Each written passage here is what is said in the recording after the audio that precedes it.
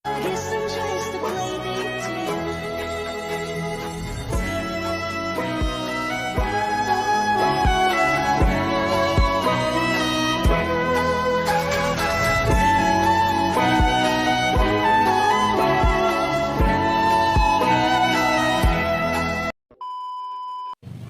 semuanya, di tahun 2021 kali ini banyak remaja dan kalangan muda sangat susah untuk menggunakan teknologi dengan baik dan benar. Banyak remaja yang menggunakan teknologi dengan hal-hal yang negatif. Adapun hal negatif yang sering diakses oleh remaja-remaja saat ini adalah seperti pornografi. Kemudahan untuk remaja mengakses pornografi adalah sangat mudah karena banyak web-web dan link-link yang ditemui di seluruh Indonesia dan di media-media sosial manapun. Apa dampak video porno terhadap badan kita?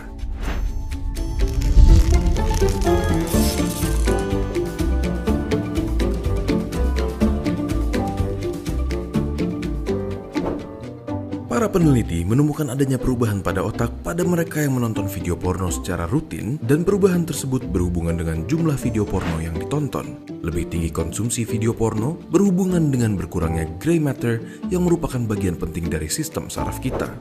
Pengurangan tersebut terjadi di bagian otak kita yang merupakan wilayah yang berhubungan dengan imbalan, yang berarti lebih sedikit jumlah koneksi saraf, yang berarti lambatnya aktivitas imbalan atau mati rasa pada respon kepuasan. Bukan pornografi, ada juga remaja yang mengakses perjudian online di internet. Dan perjudian online ini saat ini sangat mudah didapatkan karena banyak web dan link-link di luar sana atau di internet yang sangat mudah untuk diakses oleh semua remaja. Situs website Kementerian Lembaga Pemerintahan dan Lembaga Pendidikan disusupi iklan judi online ilegal berupa backlink permainan perjudian. Para tersangka melakukan backlink dan sisipan gambar permainan judi online ilegal pada situs website Kementerian Lembaga Pemerintahan dan Lembaga Pendidikan dengan tujuan iklan dan menaikkan nilai rating dengan memanfaatkan akun serta link pemerintah secara ilegal. Dari hasil penyelidikan di Tipet Cyber Barreskrim Polri mengamankan sebanyak 50 CPU komputer, 50 telepon genggam, 1 buah deposito senilai 50 juta rupiah. Banyak remaja ingin memiliki barang-barang yang mewah dan bagus.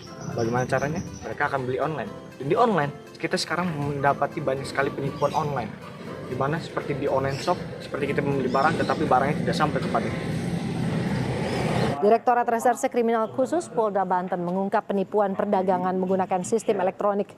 Dalam kasus ini polisi menangkap 4 pelaku di lokasi berbeda. Kasus terungkap setelah ada orderan fiktif yang dicurigai oleh pihak e-commerce dan langsung dilaporkan ke polisi. Para pelaku mengaku memiliki 24 akun aktif untuk menjalani aksinya. Dari tangan pelaku, polisi menyita barang bukti berupa puluhan unit ponsel, 3 laptop, serta printer, serta berbagai buku tabungan dan beragam paket pesanan palsu. Di sini ada tulisan akun yang dibuat pertama itu didaftarkan ke Tokopedia, ya didaftarkan di Tokopedia sebagai penjual tentunya kan. Di online shop pasti kita memiliki akun dan di akun itu pasti memiliki data diri. Dan di masa-masa saat seperti ini banyak hacker-hacker yang di luar sana yang sangat mudah untuk mengakses data diri kita yang ada kita simpan di internet. 2 remaja berinisial BS alias ZYY dan MLA, peretas situs Sekretariat Kabinet atau setkap.go.id ditangkap polisi di Sumatera Barat. Mereka ditangkap di hari dan tempat berbeda. BS ditangkap di Tabing Banda Gadang, Nanggalo, Padang pada Rabu 4 Agustus 2021. Sedangkan MLA ditangkap di Sungai Rumbai, Darmasraya pada Jumat 6 Agustus 2021. Hal tersebut dikonfirmasi oleh Kepala Bidang Hubungan Masyarakat Polda Sumbar, Kombes Stefanus Satake Bayu Setianto. Satake menjelaskan penangkapan dilakukan oleh tim Cyber Barreskrim Polri yang dibantu tim Finder Direct Direktorat Reserse Kriminal Khusus Polda Sumbar. Saat penangkapan BS, polisi menyita 2 unit ponsel dan sebuah laptop. BS diduga sebagai orang yang berperan melakukan bypass directory home agar tembus domain utama situs setkap.go.id. Kemudian saat penangkapan MLA, polisi juga menyita 2 unit ponsel dan sebuah laptop. MLA diduga berperan sebagai pembobol subdomain PPID situs setkap.go.id dan mengubah indeks PPID atau halaman utama. Peraturan-peraturan yang perlu diterapkan oleh pemerintah untuk mengatasi perkembangan teknologi yang menyimpang bagi remaja. Yang pertama, itu pemerintah harus memberikan atau membuat undang-undang tentang tindakan untuk mengakses pornografi, di mana tindakan untuk mengakses pornografi ini seringkali remaja lakukan. Nah, apabila pemerintah tersebut melakukan pembuatan undang-undang tentang pornografi, nah di situ juga ada efek jerah bagi remaja untuk tidak mengakses lagi pornografi tersebut. Tadi tentang pornografi. Yang kedua tentang perjudian online, di mana remaja sekarang masih banyak menggunakan perjudian online untuk mencari uang. Uang tersebut digunakan untuk foya-foya. Nah, rata-rata perjudian online ini bisa dilakukan remaja di berbagai situs, seperti situs slot ataupun situs Zeus. Nah, perjudian tersebut itu sangat menguntungkan mereka, di mana dia hanya modal 50.000 bisa mendapatkan keuntungan kurang lebih 250.000, seperti kawan saya. Nah, yang kedua tadi kan tentang perjudian online. Nah, yang ketiga ini saya akan membawakan tentang penipuan online di tahun 2021 ini, di mana generasi muda zaman sekarang itu menggunakan teknologi dengan salah. Salah satunya itu ialah seperti aplikasi itu. Nah, yang keempat itu ada hacker, di mana generasi muda zaman sekarang itu masih menggunakan hacker untuk kepentingan dirinya sendiri. Salah satunya itu membobol situs-situs yang penting seperti situs data diri, informasi, dan lain-lainnya. Adapun dampak dari pengaksesan atau penontonan pornografi bukan hanya untuk diri dia sendiri, ada pun dampaknya untuk pemerintahan. Seperti bagaimana? Ya, banyak generasi muda yang akan rusak karena pengaksesan dan penontonan pornografi tidak akan bisa meneruskan bangsa ini. Adapun dampak negatifnya bukan hanya pornografi, tapi dampak perjudian online. Adapun dampak perjudian online untuk pemerintahan adalah seperti banyak sekali anak muda atau remaja-remaja yang akan melakukan segala hal untuk mencari uang dan untuk melakukan perjudian di mana-mana. Adapun dampak yang berikutnya adalah seperti penipuan online. Akan banyak sekali remaja atau orang yang akan melakukan penipuan online, dan itu akan sangat berdampak negatif kepada pemerintahan, karena pemerintahan akan banyak mengalami kerugian dari penipuan tersebut. Yang berikutnya adalah seperti kasus hacker. Banyak anak muda yang membobol atau mengetahui data-data penting pemerintahan, dan ini sangat hal-hal yang negatif. Karena apa? Pemerintahan akan mengalami kebocoran data-data, dan data-data itu adalah data yang penting bagi negara. Jadi di sini saya akan membahas tentang permasalahan-permasalahan sosial yang diakibatkan oleh perubahan sosial di era globalisasi ini.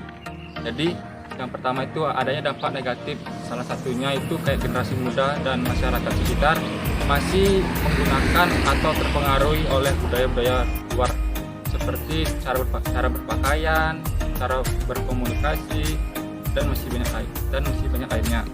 Terus yang kedua itu masyarakat dan remaja ini kurangnya interaksi sosial antara satu dengan yang lainnya, di mana dengan interaksi sosial tersebut kurangnya atau gengsinya antara satu dengan yang lain untuk membahas topik, mau itu topik tentang pelajaran maupun tentang kemasyarakatan. Nah, terus dengan adanya perubahan sosial di era globalisasi ini akan banyak sekali masyarakat Indonesia yang terkena dampak. Nah, terus sekarang saya sebagai remaja atau remaja-remaja lainnya tentang respon remaja dalam menyikapi bahaya kemajuan teknologi pada masa kini. Nah, jadi kita sebagai generasi muda yang bijaksana haruslah menggunakan teknologi dengan bijak juga, seperti menggunakan teknologi untuk hal-hal yang positif, bukan yang negatif. Nah, contohnya yang positif itu kayak kita bingung saat mengerjakan tugas, kita bisa mencari informasi di internet ataupun di mana-mana, itu bisa dengan mudah. Terus kalau sedangkan dengan cara yang negatif itu yang seperti tadi, tentang ada pornografi, tentang ada perjudian online, terus ada penipuan online dan hacker. Nah, di mana generasi muda zaman sekarang itu minim tentang pengetahuan di mana bahayanya teknologi di era globalisasi ini saat digunakannya dengan tidak tepat. Nah, jadi marilah kita generasi muda bangun Indonesia ini biar menjadi Indonesia maju dan terus maju dan bisa menjadikan kebanggaan kita semua. Di sini saya akan menanggapi tentang permasalahan sosial menurut pandangan sosiologi. Jadi yang pertama itu permasalahan sosial di era globalisasi ini. Kita sebagai generasi muda yang pandai dan cerdas lebih baik menggunakan teknologi untuk kebutuhan kita, baik itu kebutuhan secara individu maupun secara bersama, di mana teknologi yang kita gunakan itu harus berbau dengan hal-hal yang positif, bukan yang hal negatif seperti kita melakukan perjudian online, menonton situs video porno, dan masih lain. Nah, sedangkan kita kalau menggunakan teknologi secara positif, kayak kita itu mencari informasi-informasi yang belum kita ketahui di internet, nah seperti itu. Terus generasi muda juga harus sering berinteraksi kepada setiap masyarakat di sekitar. Saya akan menjelaskan tentang sudut pandang sosial menurut Alkitab. Jadi untuk kita sebagai generasi muda atau remaja-remaja Indonesia, kita harus sangat bijaksana untuk menggunakan media sosial atau teknologi yang sudah ada. Karena dengan menggunakan teknologi yang hal yang kita akses adalah hal yang positif, kita akan sangat memberkati orang lain. Seperti yang ditulis di Amsal 26 ayat 4-5. Janganlah menjawab orang bebal menurut kebodohannya, supaya jangan engkau sendiri menjadi sama dengan dia. Jawablah orang bebal menurut kebodohannya, supaya jangan ia menggenapkan dirinya bijak. Jadi di situ kita bisa lihat bahwa kita harus pintar-pintar untuk menggunakan teknologi agar yang kita akses bisa memberkati banyak orang. Jadi dari kesimpulan yang kami dapatkan berdua adalah kita sebagai generasi muda atau remaja-remaja Indonesia harus menggunakan atau mengakses hal-hal positif di internet atau di teknologi yang sudah ada. Karena apa? Karena kita adalah penerus bangsa, kan kita akan menumbuhkan manusia-manusia yang berkualitas agar bisa membangun bangsa ke depan.